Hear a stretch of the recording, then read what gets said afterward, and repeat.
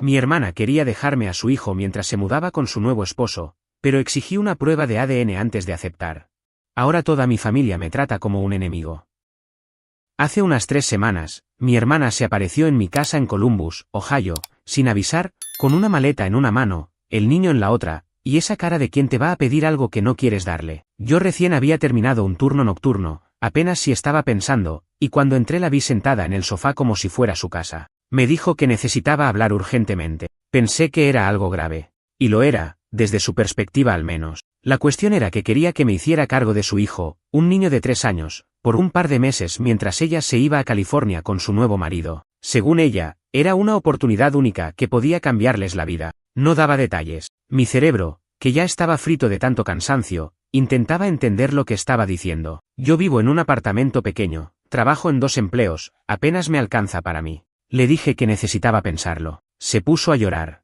Ese llanto que se ve demasiado ensayado para ser real. Me decía que yo era la única persona en quien confiaba, que no podía dejar al niño con el supuesto padre biológico porque era una basura. Y soltó la frase que sabía que me iba a doler: es sangre de tu sangre. No le respondí en el momento. Le pedí unos días. Se ofendió, claro, pero se fue.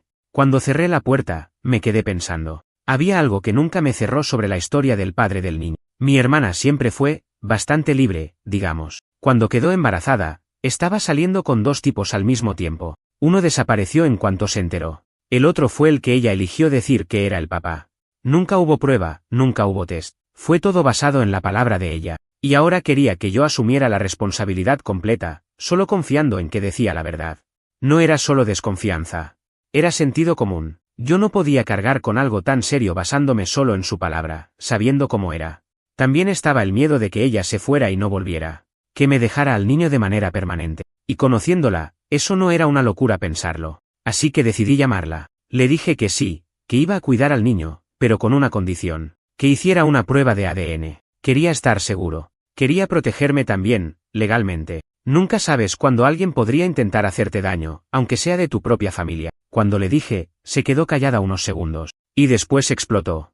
Me gritó que la estaba insultando, que la trataba como si fuera cualquier cosa, que era un desgraciado por desconfiar de ella. Intenté explicarle. Le dije que no era una cuestión de amor o confianza, era algo práctico. Pero no quiso escuchar. Lloró, insultó, colgó el teléfono. Al día siguiente, ya estaba mandando mensajes en el grupo familiar de WhatsApp, poniéndome como el villano de la historia. Mi propio hermano me llama mentirosa, escribió. Cuando más necesito ayuda, me da la espalda. Y ahí empezó el verdadero problema. Mi madre me llamó llorando. No para preguntar qué había pasado de verdad.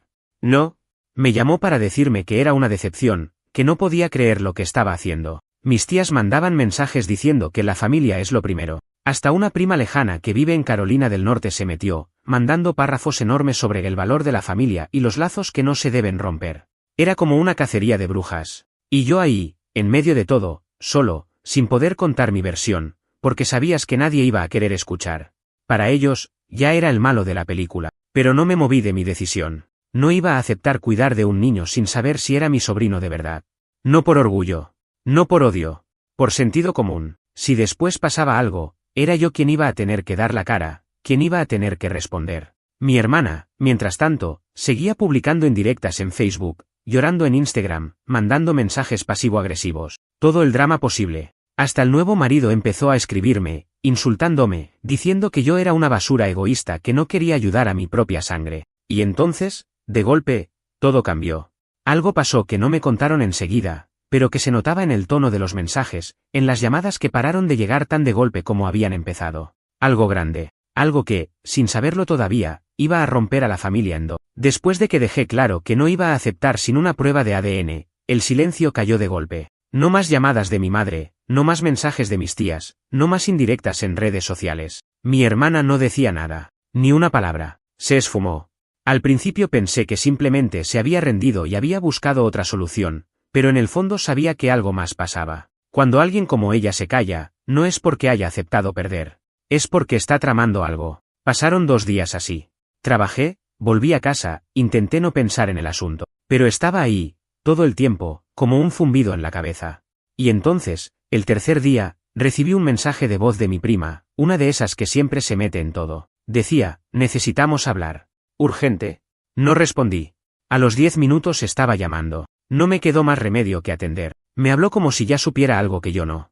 Que cómo podía haber hecho eso, que todo terminó saliendo a la luz, que ahora todos estaban pagando por mi desconfianza. Yo no entendía nada. Le pregunté qué había pasado, y soltó algo que me dejó helado. Tu hermana se hizo el test. No porque quisiera, claro.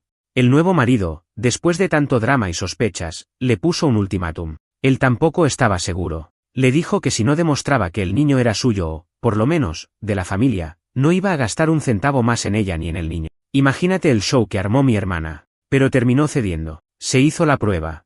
Y el resultado, fue el peor escenario posible. El niño no era hijo de quien ella decía. Ni del primer tipo que ella había señalado como el padre, ni tampoco del segundo, que era el rumor en la familia. Era de otro. Alguien que, aparentemente, ella conoció en un viaje que hizo a Las Vegas hace unos años. Un tipo del que nadie sabía absolutamente nada. Ni nombre, ni ciudad, nada. Cuando su marido actual se enteró, explotó. No solo canceló la gran oportunidad de mudarse a California, sino que la echó de la casa donde vivían juntos. Mi hermana volvió corriendo a casa de mi madre, llorando, gritando que la habían abandonado, que todo era culpa mía por haber sembrado la duda. Eso no era todo. Parece que el tipo con el que había estado cuando quedó embarazada ahora estaba considerando demandarla por fraude, porque durante años había pagado una pensión que, según él, no le correspondía. Y, la verdad, no lo culpo. Ahí fue cuando mi madre finalmente me llamó otra vez. Pero esta vez no para insultarme. Llamó llorando, pidiéndome que ayudara a mi hermana porque no tenía a nadie más. Que, al final, el niño no tenía culpa de nada. Que yo seguía siendo su tío, aunque el ADN dijera otra cosa. Me quedé callado. No sabía qué decir. Por un lado, me partía el corazón pensar en el niño, que no tenía idea de nada, que era un inocente en todo este desastre. Pero por otro lado, me hervía la sangre pensar en cómo me habían tratado, cómo me habían presionado, cómo me habían insultado, todo por haber pedido algo que al final resultó totalmente justificado. Le dije a mi madre que necesitaba tiempo para pensar. Ella solo lloraba del otro lado del teléfono, diciendo que mi hermana estaba destrozada, que hablaba de hacerse daño, que no comía, que el niño preguntaba por su papi y que nadie sabía qué decirle. Esa noche no dormí. Me quedé mirando el techo de mi habitación, sintiéndome el peor ser humano del mundo y al mismo tiempo sabiendo que, en el fondo, no había hecho nada malo. Solo había pedido la verdad. ¿Tan grave era eso? Pero lo peor estaba por venir, porque al día siguiente, alguien más tocó a mi puerta. No era mi hermana. Era el ex del que ella decía que era el padre. Y no venía a hablar en buenos términos. Cuando abrí la puerta y lo vi ahí parado, supe que la cosa no iba a ser tranquila. El tipo, que en su momento había sido presentado como el padre del niño, estaba fuera de sí. No venía a buscar explicaciones. Venía a descargar toda su rabia en mí, como si yo fuera el culpable de todo este circo. Me preguntó a los gritos qué había pasado, por qué de repente le estaban diciendo que el niño no era suyo, que lo habían engañado todo este tiempo. Yo apenas pude decirle que no tenía nada que ver, que no era mi culpa que todo esto saliera a la luz, pero no quería escuchar. Me empujó en el pecho, como queriendo entrar. No llegamos a golpes porque me hice para atrás y le cerré la puerta en la cara. Escuché cómo pateaba la puerta un par de veces, cómo gritaba cosas que no voy a repetir acá, y después, finalmente, se fue. Llamé a la policía, por si volvía. Nunca había sentido tanto miedo en mi propia casa. No pasaron ni 2 horas y ya tenía a mi madre llamándome de nuevo, pero esta vez era para pedirme que no hiciera denuncias, que entendiera que él estaba dolido y no sabía lo que hacía, que había que ser comprensivos, que, una vez más, la familia tenía que cerrar filas. Yo no podía creerlo. Era yo el que estaba en peligro, pero igual esperaban que me callara para proteger a alguien más. Pasaron los días y la historia se esparció como pólvora por toda la familia extendida. Mis tíos, mis primos, todos enterados, todos con opiniones. Algunos me daban la razón en privado, pero en público nadie quería ser visto del lado equivocado. La mayoría seguía diciendo que yo había roto la familia, que si me hubiera callado la boca, nada de esto habría salido. Mi hermana, mientras tanto, seguía en casa de mi madre. No salía. No atendía llamadas. Publicaba cosas crípticas en redes sociales, mensajes de autocompasión, de que era una víctima, de que había sido traicionada por quienes decían quererla. No mencionaba en ningún momento que ella había mentido durante años, que había usado a un hombre para que pagara por un hijo que no era suyo, que había planeado dejar a su propio hijo con un hermano que apenas podía cuidar de sí mismo, y todo basado en mentira. Un sábado, después de trabajar, decidí pasar cerca de la casa de mi madre. No pensaba entrar. No quería tener otra pelea. Pero desde la calle la vi. A mi hermana, en el porche, sentada, con el niño en el regazo. Estaba destrozada. Flaca, despeinada, ojerosa. Se notaba que no era la misma persona. El niño jugaba con un carrito en su mano, completamente ajeno a todo el desastre que se había armado a su alrededor, y me dio un nudo en el estómago, porque, aunque mi hermana hubiera mentido, aunque hubiera arruinado todo, el niño no tenía la culpa de nada. Él solo quería a su mamá. Quería una vida normal. Y ahora todo eso estaba roto. Esa noche me senté solo en mi apartamento, con una cerveza caliente en la mano, pensando qué debía hacer. ¿Debía seguir con el orgullo herido, mantenerme alejado? ¿O debía acercarme, por el niño? ¿Por ese sobrino que, aunque no fuera de mi sangre, había estado en mi vida desde que nació? No había respuestas fáciles. No había una solución que no doliera. Y yo ya estaba cansado de tanto dolor. Entonces, sin pensarlo demasiado, tomé el teléfono. Mandé un mensaje. A mi madre. Corto. Frío. ¿Puedo pasar a ver al niño mañana? Ella contestó en segundos, como si hubiera estado mirando el celular todo el día, esperando algo así. Cuando quieras. Te necesitamos. Esa respuesta me hizo tragar saliva. No era justo. No era justo que ahora todo el peso cayera sobre mí. Pero al mismo tiempo, ¿qué más podía hacer? A veces en la vida no se trata de lo que es justo, se trata de lo que es necesario. Lo que no sabía en ese momento era que, al decidir acercarme, iba a destapar otra capa de secretos que todavía no había salido a la luz, cosas que mi hermana seguía ocultando, incluso después de todo, y que iban a terminar de destruir lo poco que quedaba de nuestra familia. Al día siguiente, fui a la casa de mi madre. No llevé regalos, ni dulces, ni juguetes. No era una visita alegre, era una obligación que sentía en las tripas. Apenas abrí la puerta, mi madre me abrazó como si nada hubiera pasado, como si no me hubiera insultado, como si no me hubiera culpado de todo lo que había salido mal. Me aguanté las ganas de apartarla. No era el momento de pelear. Mi hermana estaba en el sofá, abrazada al niño. Se veía peor de cerca. Ojeras profundas, la piel pálida, los labios agrietados. Ni siquiera levantó la vista cuando entré. El niño sí, saltó del sofá y vino corriendo hacia mí. Me abrazó las piernas, riéndose, gritando mi nombre como si todo fuera normal. Casi me derrumbo ahí mismo. Nos sentamos. Mi madre nos trajo café, como si pudiéramos tener una charla civilizada.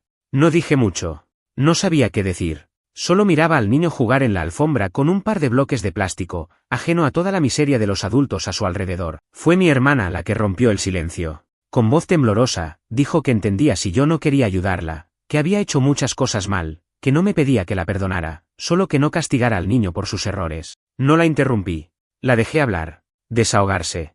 Cuando terminó, le dije algo que la dejó en silencio: no vine por ti, vine por él. Y era la verdad.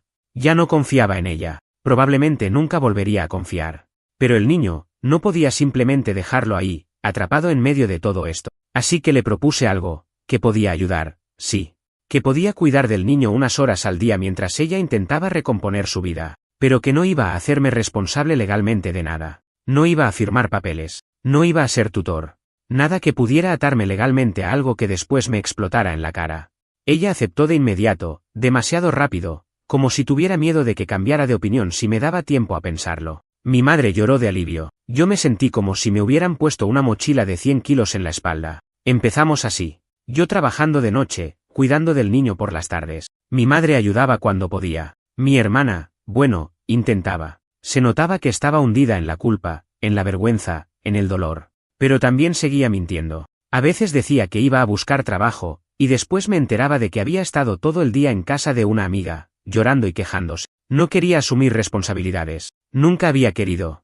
Y un día, sin querer, escuché algo que no debía. Estaba en la cocina, preparando una merienda para el niño, cuando oí a mi madre y a mi hermana hablando en voz baja en el comedor. Pensaban que no las oía. Mi madre le preguntaba qué iba a hacer con eso del tipo de Las Vegas. Mi hermana dijo que estaba intentando contactarlo, que quizás si podía convencerlo de que se hiciera cargo, todo este problema se resolvería solo. Ahí entendí todo. Mi hermana no estaba realmente intentando recomponer su vida. Estaba buscando una salida.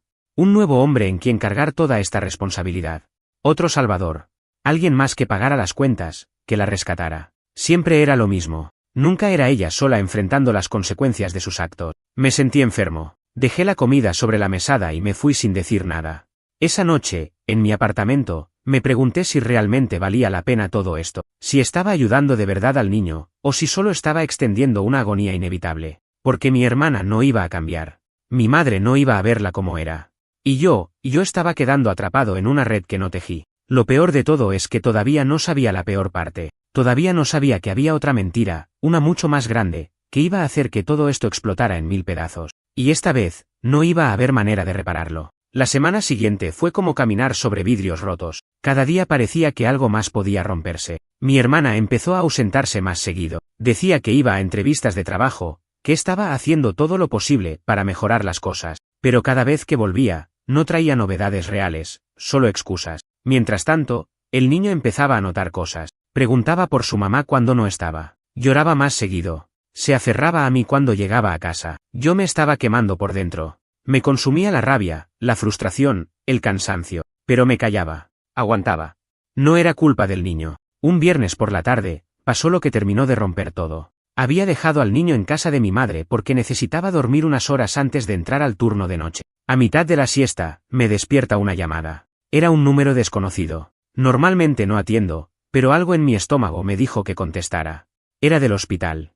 Una enfermera preguntándome si era familiar de mi sobrino. Dije que sí, asustado. Me dijeron que estaba bien, que no me preocupara, pero que necesitaban que alguien fuera a buscarlo, que había sido encontrado solo en un parque a unas pocas cuadras de la casa de mi madre. Tardé 5 minutos en vestirme y salir corriendo. No recuerdo haber manejado tan rápido en mi vida. Cuando llegué al hospital, encontré al niño sentado en una camilla, abrazando un osito de peluche que no era suyo, probablemente prestado por alguien del personal. Tenía un raspón en la rodilla, nada grave. Me vio, sonrió, y se lanzó a mis brazos. Me explicaron que un transeúnte lo había encontrado solo, llorando, cerca de un tobogán. No había adultos a la vista.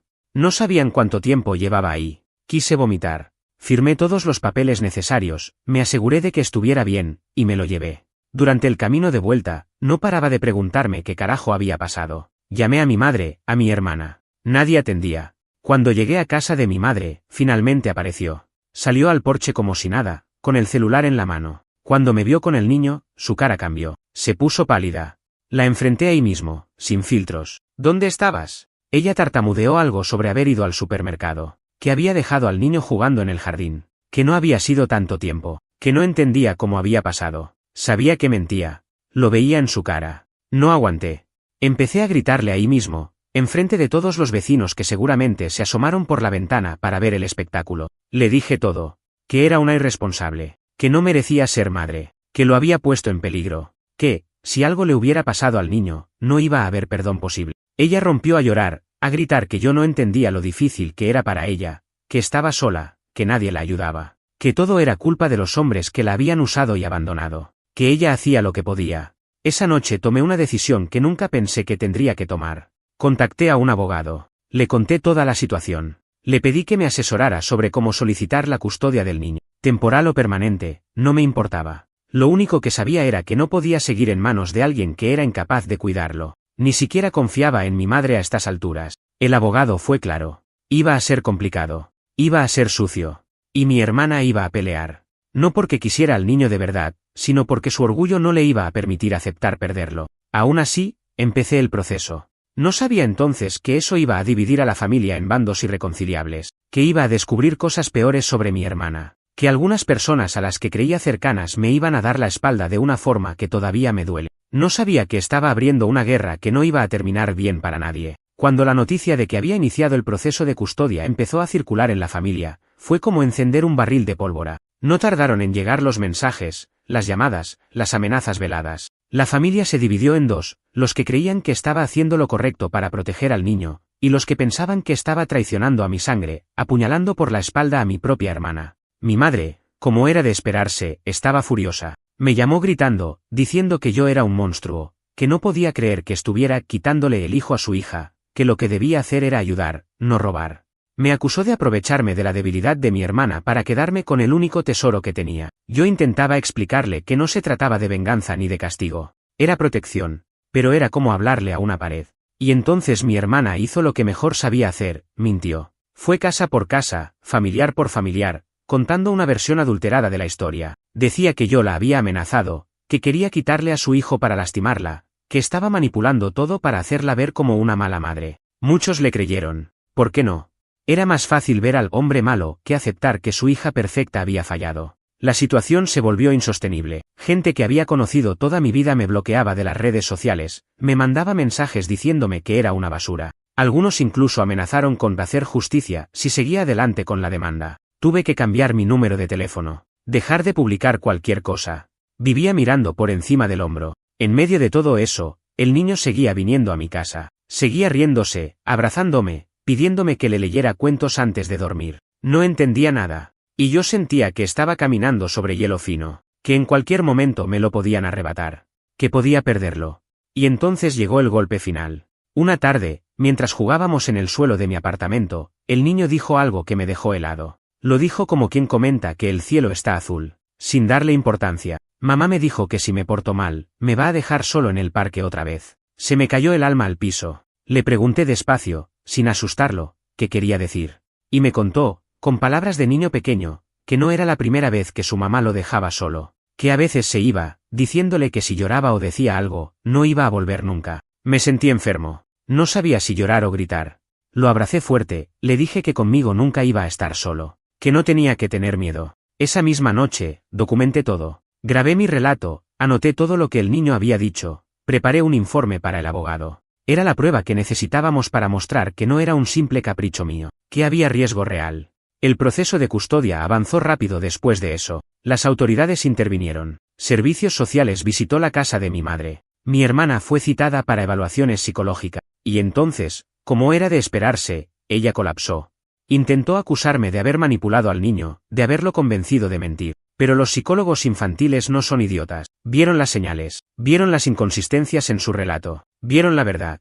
Se emitió una orden temporal, el niño quedaría bajo mi custodia hasta que se resolviera el juicio definitivo. El día que fui al tribunal a firmar los papeles, mi hermana estaba allí. Me miraba como si quisiera matarme. No dijo una palabra, no lloró, no suplicó, solo odio puro en su mirada. Y, por un segundo, sentí lástima. Pero se me pasó rápido. Pensé en su hijo, solo en ese parque, llorando. Y me recordé por qué hacía todo esto. Cuando salimos del edificio, mi madre ni siquiera me miró. Caminó al lado de mi hermana, como si yo fuera un extraño. Un enemigo.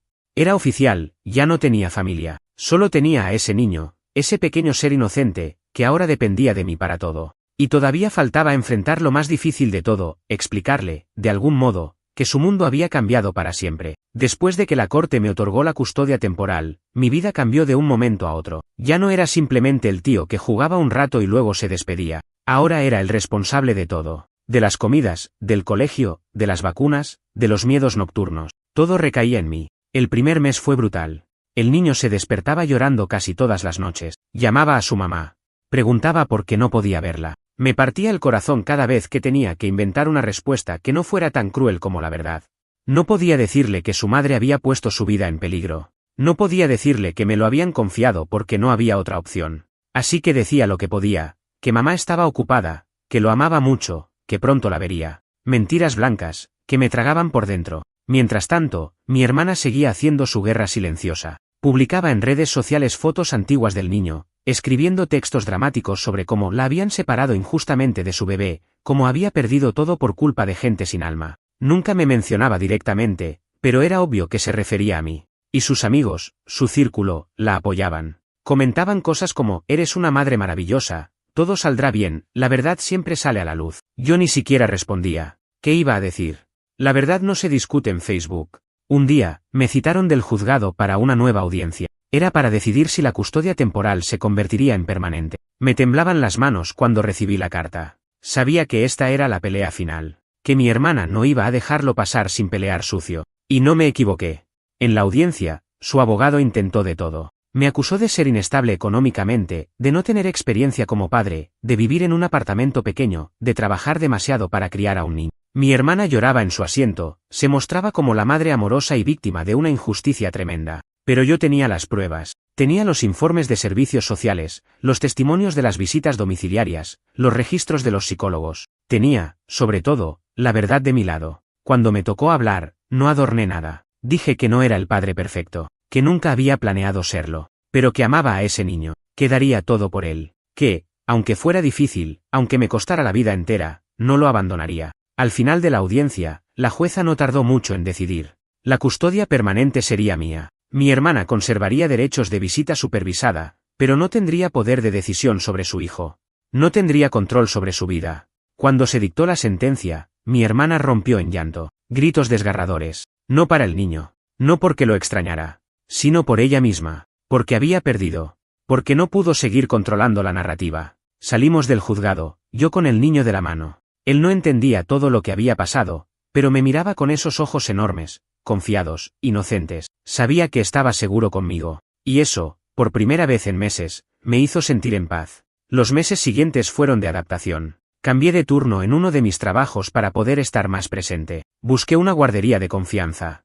Empecé a ahorrar para mudarnos a un lugar más grande. Cada pequeño avance era una victoria. Pero aún así, había noches en que me preguntaba si había hecho lo correcto, si era justo haberle quitado a su madre, aunque ella fuera quien había fallado, si algún día él me odiaría por ello. La respuesta nunca era fácil, pero cuando lo veía dormido, tranquilo, sin miedo, sabía que había elegido bien, que había hecho lo que un adulto tenía que hacer cuando los demás fallan. Sin embargo, la historia no terminó ahí, porque había una última pieza del rompecabezas que aún no conocía, una última traición, escondida en silencio, que iba a cambiar todo una vez más. Un par de semanas después de la audiencia, cuando las cosas empezaban a calmarse, recibí una carta certificada en mi buzón. No era del juzgado ni de servicios sociales, era de un despacho de abogados que no conocía. Pensé que tal vez era un error. Hasta que abrí el sobre y leí el contenido. Era una demanda. Mi hermana me estaba demandando. No para recuperar la custodia. No para ver al niño más tiempo. Me demandaba por difamación. Decía que todo lo que había dicho en el proceso legal había dañado su imagen, su reputación, que había sufrido pérdidas emocionales y sociales irreparables. Pedía una compensación económica absurda, algo que obviamente yo no podía pagar. Me quedé sentado en la cocina, mirando el papel, sintiéndome vacío. No era suficiente haber perdido a su hijo por su propia negligencia. No era suficiente haber causado todo ese dolor. Ahora quería arrastrarme todavía más, hundirme. Mi primer instinto fue ignorarlo, dejar que se cayera solo. Pero el abogado que me ayudó con la custodia me dijo que no podía hacerlo, que aunque la demanda fuera ridícula, tenía que defenderme, que si no respondía, ella podía ganar por defecto. Así que otra vez, abogados, papeles, dinero que no tenía. Pedí préstamos, vendí algunas cosas que ya no usaba, recorté gastos en todo. Cada centavo que no era para el niño, era para protegernos de ella. Durante los meses que siguieron, la guerra legal continuó. No había un solo día en que no recibiera un correo, una notificación, un recordatorio de que mi propia hermana había decidido que yo era su enemigo. Pero no estaba solo. Mi círculo de amigos, que al principio había estado en silencio, empezó a acercarse. Algunos vecinos que sabían por lo que pasábamos ofrecieron ayuda, comidas, traslados, incluso cuidados para el niño cuando yo trabajaba. Gente que no era mi sangre me apoyaba más que aquellos que compartían mi apellido. Eso me abrió los ojos. Familia no siempre es la gente con quien compartes ADN. A veces es quien está a tu lado cuando todo se derrumba, quien te extiende la mano cuando no tienes nada. Finalmente, el día de la audiencia por la demanda llegó. Mi hermana se presentó maquillada, bien vestida, como si fuera un desfile. Se sentó derecha, con una carpeta llena de supuestas pruebas de cómo yo la había destruido. Su abogado hizo su show, pintándola como una víctima inocente de mi crueldad. Y luego fue mi turno. Mi abogado fue directo. Presentó los informes de los servicios sociales, las evaluaciones psicológicas, los testimonios de los trabajadores sociales. Documentó el abandono en el parque, las mentiras, las omisiones. Mostró que todo lo que había dicho era verdad, no difamación. No tardaron en desestimar su demanda. No solo eso, el juez la multó por abuso del sistema legal. Fue simbólico, pero fue una pequeña victoria. Una confirmación oficial de que yo no era el malo. Cuando salimos del tribunal, mi hermana ni siquiera me miró. Se subió a un coche con su abogado y se fue, desapareciendo en la tarde fría de Columbus. No he vuelto a saber de ella desde entonces.